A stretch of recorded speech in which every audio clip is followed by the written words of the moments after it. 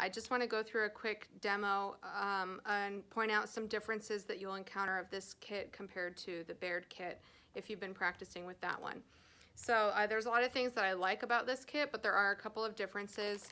I like that it really prompts you to stop and consider if the Foley catheter is indicated. Inside there's also a patient education pamphlet that you can provide to the patient or family. It also includes a securing device so that you have a sticker to, that's what this little guy is right here. So you can use that to actually practice securing it to the patient's thigh. There's prep pads, and there's also a single-use hand sanitizer for when you're about to put your sterile gloves on. There's a single packet of hand sanitizer so that you can do your hand hygiene without leaving your sterile field. The downside, I would say, to using this kit are two things. One is it's a little bit larger, so if you are setting up your sterile field in between the patient's legs and moving your kit to right underneath their genitals, then it's going to potentially come in contact with that border that we are not trying to come in contact with. So I'll show a demonstration of how I would recommend to set it up. You can fit it there. It does fit. It's just quite snug. So instead, you might keep it on the larger drape and kind of pull it closer to the patient, and I'll go through that. The other big difference that's a little bit hard for simulation purposes is we have in this kit the iodine swab sticks instead of the forceps with cotton balls. So when we go to simulate pericare, please do not open the iodine swab sticks because they'll spill iodine everywhere. But instead, we'll have Q-tips, like cotton tip applicators that you can plant in your kit, so that when it comes time to do pericare or cleanse the site of insertion, I'm going to, instead of using these iodine swab sticks, I'm going to use little cotton tip applicators that have been broken to be about 4 inches or so, and that's going to be my iodine swab stick for simulation purposes. Okay, so that's the major differences. I'm going to go ahead and open up this box, and how I would recommend opening the Medline catheter, because it is a little bit larger, is to use your patient's bed as your prep area, because I found the bedside tables don't have enough space for this kit. Okay, so this box I'm going to open up kind of the first time you open it, because of course you'll be reusing these for lab purposes over and over again. So the first time you'll open it should be like new. Try not to dishevel it too much because you will want to reuse it. You want to open it up so that you see these folds on top. And I'm going to have that first fold going away from me. I could use this. I've found that this bag does not really crunch up into a trash bag very well. So I can leave it just on the side as a place to put my swab sticks, or if my patient's nice and helpful, maybe he can hold them for me right up here, hold the trash, so that I can have somewhere to put my trash later. So I'm going to do my unfolding away from me first. And now you see the Medline kit comes with this little patient packet. That's my sterile drape underneath there, so I want to be careful not to touch any part of the dull side. There's the shiny side right here. So this is a patient information pamphlet. Go ahead and read through it if you like. It's just about how to prevent urinary catheter associated infections. Here you go, Pat. Now my sterile drape, I'm going to grab it by the corner here that's folded up, and can go ahead and place this drape. I'm going to get shiny side down.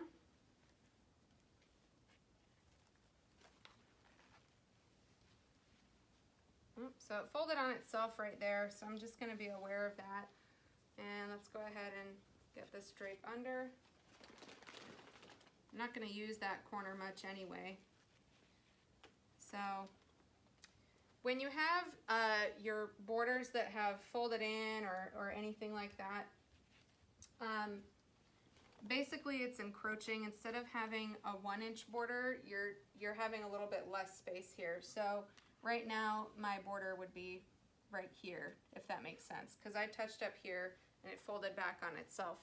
So you see, this isn't a ton of space for me to move my kit, so I'll show you what my recommendation is.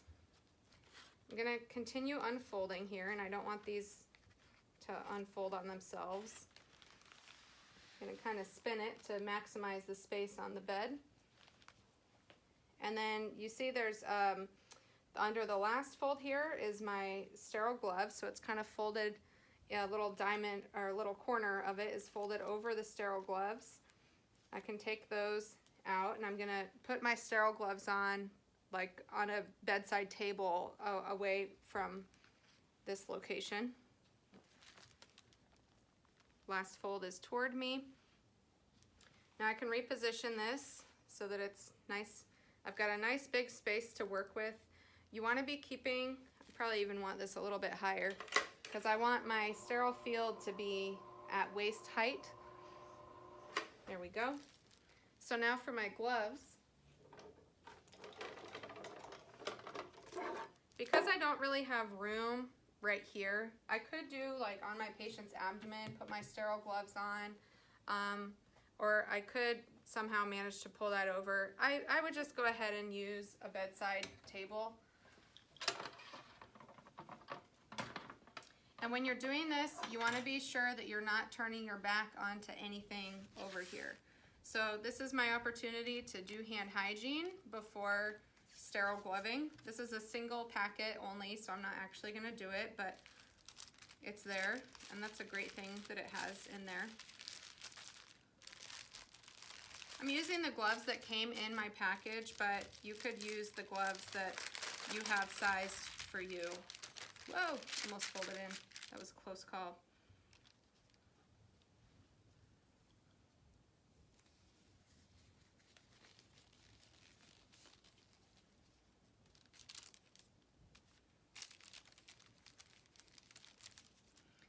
Extend that thumb. Interlock. All right, now I'm done with this, so I can just move it out of the way. Okay, you have a sterile drape, the fenestrated drape under here. We could use that or just discard it. Make sure not to contaminate your gloves as you're discarding. I'm gonna just straighten this out. My hands are sterile now, so I can touch my box on the inside however I'd like. I can go ahead and get my balloon syringe attached. I need to prepare my iodine swab sticks, and all that means is I would tear this open. That's a very important step. That's just like pouring the iodine on your cotton balls, so you want to make sure that you verbalize that clearly in your checkoff, that you would tear this open, and for checkoff purposes, maybe be using the cotton tip applicators instead. So I could have these on standby to simulate sterile iodine swab sticks. So I'll go ahead and remove this package. So these are my swab sticks. They've been prepared because I ripped them open. There's 3 in each package. So I can put those on the side. If I need to prepare my specimen cup by loosening the lid, making sure it's nice and closed though, so that I don't get it contaminated. Now I'm ready to lubricate. I have a male, in case you didn't notice. So I'm going to lubricate 5 to 7 inches on my catheter, being careful that as I'm removing this sterile sheath, it doesn't fling around anywhere. And I can put that sterile sheath far away. Don't want to contaminate my sterile field. And I can either pour the lubricant into the kit here, or I can just squirt it right onto my catheter. It's got a little bit of a seal, so you might want to pull back for the very first time anyway. There we go. 5 to 7 inches. And then I can either keep the syringe in here or I can discard it. I don't need any more lubrication, so I can just put it off to the side. Make sure that you don't contaminate your gloves while you're discarding your trash though. I want to make sure my swab sticks are in a position where I can easily grab them, because that's going to be my After I've dedicated my non-dominant hand to being contaminated, I can no longer use it to stabilize the packaging for these swab sticks. Okay, so the option here, I have an option to either move my whole field over to the patient like that, and I'm within my 1-inch borders, so it's not contaminated. Or if you feel like that's not enough room for your kit, you can not contaminating your hand, so pulling it by somewhere in the middle, or using your already gonna be contaminated hand, pulling on the corner. I'm gonna shift my whole kit a little bit closer so that I can reach all the swab sticks and everything. Now, yes, this part of my sterile field is contaminated. I will not be moving my kit onto there though, and you'll see how I will proceed with this. So I have this 1-inch border right here on my white drape is considered contaminated, and now I also have a 1-inch border along here that's considered contaminated. Okay, so I'm not gonna, if I'm choosing to keep my whole kit on the bigger drape, you just need to slide it closer, but in doing so, make sure not to contaminate your hand that needs to stay sterile. So that's the point I'm trying to make there. Okay, so I'm ready to dedicate this hand, and I need to retract the foreskin if they're not circumcised. And that's the position I will be holding parallel to the patient, with holding the foreskin retracted the whole time. So now I'm ready to prepare, cleanse the site. And so I'm taking 1 swab stick at a time, and the ones in those package are definitely thicker on the tip, but this gives you the right idea anyway. We're starting in the center, spiraling down all the way to your hand, and then out away from your sterile field and into your trash. And swab number 2, same process. If this were a female, I'd be following the same process of doing the far labia, the labia nearest to me, and then the labia straight down the center. This is a male patient, so we're doing the same cleansing of urethral meatus, spiraling down, replicating the same procedure each time. Be careful that as you're reaching across or across your shoulder to get to the trash, that you don't graze your sterile hand on something that's not sterile. Okay, so I've maintained my position here. I'm ready to coil this catheter in my hand. And I found that these Medline catheters are a little bit firmer than the Baird catheters. So now all of this that's in my hand is what needs to stay sterile. So I'm going to be crossing it over, and yes, it will be coming in contact, the tubing will be coming in contact with that part of the drape that's contaminated, but my catheter will not, okay? So I'm holding in my hand, instructing the patient to bear down as if to void, inserting, and as I'm inserting, I want to try not to touch my sterile hand against the penis. Although it's been cleansed, we don't want any possible contamination if we can avoid it. So all the way to the bifurcation. I would have seen urine at some point there, but for males, I'm going to still go all the way to the bifurcation, and I'm going to inflate the balloon. I'm anchoring it with my hand that is, yes, this hand is contaminated, but I'm not inserting any more. The sterile procedure is finished. So I'm going to inflate the balloon. If you ask me, I think the Medline catheters go in a little bit easier, but the biggest downside is they're kind of big. Detach my balloon, gently tug to make sure it's seated in the bladder, and then replace the foreskin if they're not circumcised. Peri-care as needed. If I need to collect a urine specimen, the bag on this kind of Foley is a little bit different. So you want to get your specimen cup ready. And just leave it here.